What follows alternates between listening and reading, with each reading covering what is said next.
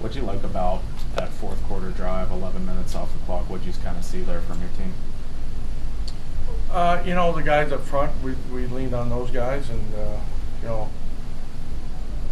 just kind of said we go a little bit of 4 minute at that point, and it's been a tough place to play down there, and we've kind of done it. We did it at Georgia Tech, and I think that helped us. A little bit at Tennessee, and just said we're going to run it out, and then keep the defense on the sideline and get out of here as fast as we could. I know we've asked you about the run game. What have you liked about Izzy's progression, and what did you see from him last year? No, yeah, he's just gaining confidence and things that we know that he has the talent, and Coach Dre's done a good job, and that room's been really good. So his experience and coming through and seeing things, understanding fronts better, I think understanding blitzes and trusting some of the things. I get a better feel for him also on the runs he likes. But I think he's been more patient, and he's a little bit bigger guy than you think he is, and just really coming into his own what we thought when we recruited him. On the touchdown pass to Gavin, Izzy came across from the right side, picked up the blitz from the left side. Is that something that you've seen him do a lot more consistently? Yeah, I mean, the blitz pickup is a huge thing, and it's always an issue with young guys that come in, and not saying high school, but if they got to learn to understand scans, and they got to understand where the pressures are coming, and understand how to read safeties. And he did a really good job there on the zero blitz, and came across the same thing Vince did the week before against Georgia Tech. So I think those guys really help each other, and Coach Dre, Andre does a really good job teaching those guys in the pass scheme. This offense is in a different place right now than it was last year in terms of production and everything. But is there anything you can take from that game down at Clemson? Do you look back at that at all? I think we watched it. We're healthy. And they got a good team. I mean, anytime you go in an environment down there, so we didn't play well, and we had some guys that were out. So it was a big game for those guys. They probably came off a good win against Virginia Tech, and just didn't get off to a good start. All the way around. One guy wasn't one guy; it was everybody. So before you knew it was 31-0, and then. But I like the way the guys fought back, and we could have made a two-score game in the third quarter, but didn't come out, and so we're glad we're home this week. How different is this Clemson defense from the one you guys faced last year? Pretty similar. But, they lost a couple guys, but they got talent everywhere. There's not a guy you can find to pick on. There's not. Usually, some people have some young guys or something that way, and they're deep. They play a lot of guys, so they're fresh. So we're just still working at the game plan. We got to worry about what we do, and just execute, spread the ball around, and and that's we got more than one player, so we got to run it, and we got to throw it, and catch it. And so just take another step this week. There is a lot of teams in the country giving up single-digit sacks this year. You guys are one of them. Has that been an overlooked part of your offense this year? The offensive line? I guess because I didn't know anything about it. I just go game to game. So, that's credit to Borbs and those guys up front. We've been playing a lot of guys, and I think Kenny understands certain things, and guys have gotten their eyes better back to the quarterback on certain blitzes and hots and sight adjustments. They're keeping Kenny upright. And so credit to all those guys, not just the line, but the tight ends and the backs that are in there. Have you seen progress from your pass blocking? Yeah, I mean, we're getting the ball. There's a lot of times he's got a lot of times, and he's processing things quicker. Everybody's going to, Clemson's going to give us some new things this week, and hopefully we'll catch up to that. But I think it all works together. Those guys up front have done a really good job, and we've played a bunch of guys, and if we can continue to do that, then hopefully we'll be able to run it in the fourth quarter.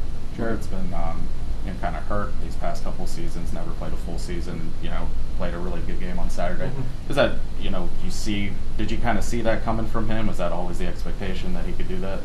Oh, yeah. I mean, when he was a freshman in a 100-yard game, I think he had 100 yards. I can't remember. It might have been the bowl game, but as a true freshman. And, yeah, you just see him come. He's bigger, stronger, he's fast. He's smart. He plays more than one position.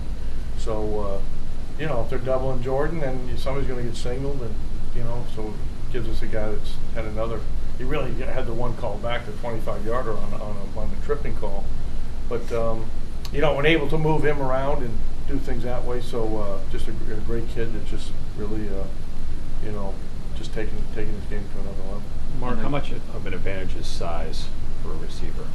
Yeah, I mean, it always helps. I mean, Calvin Johnson and pretty good. My man at Philly, guy, I can't think of his name, great guy. Alshon Jeff. Yeah, no, a while ago. Harold Carmichael. Harold was a great guy. Worked with the Eagles. I worked with him out there. You know, that makes a difference, yeah. I mean, a lot of times in the red zone, and there's vision. You know, the linemen our guys are 6'4", 6'5". The NFL, they're bigger, but you can see a little bit better. Yeah, and he brings that you know maybe to the red zone. I think that's a benefit for Lucas, and Gavin's that probably look as tall as he is because he stands next to Lucas, but he's a bigger guy, so you can see those guys. I mean, big and fast is, you know, the higher level you go, that's what you see. With the offensive line, I know you talked about pass protection for Jerry, but the running, do you feel like they've turned the page of the running game? Because this is, I think, 3 straight games in a row where Izzy averaged over 4 yards per carry, and you see, at least on tape, it looks like guys they're winning more battles at the line of scrimmage. That's just always been that way for as long as I 30, I don't know, whatever, 1988, 86 when I was started coordinating, like coordinated before that. But yeah, it just takes time. You know, you have 5 guys, you got 6 guys, you got to understand your personnel. You know, and Gavin's helped out that way, and Lucas had his best game, run blocking, all those things that way. But it takes all those guys together to be able to get it done. And then our receivers have done a good job on the safeties. And you know, but again, we like to. We're taking another step. This will be our toughest challenge all the way through. When they got guys in front and they got 8 of them, and you know they give a bunch of different pressures and they do a lot of different things. So you know we'd like to hopefully we can gash a couple, but the explosive run tape's not very long. You know, when you watch Clemson, so we got to get a couple of them without question. Couple more. How nice is it to have guys like Tayseer and Jared like healthy, and it makes it harder for defenses to double Jordan in the passing game when you have those plethora of options from last year, maybe more strict in terms of. Well, yeah, I mean we didn't have the tight ends. I mean there's certainly that part, and you know the flankers. You know, Shockey's done a really good job, and then you know Melkees was healthier, so he got a little more time, which we should be healthier as we go, or you know faster because we're rested. So yeah, I mean we'll still try to get the ball's got to go kind of off of coverage.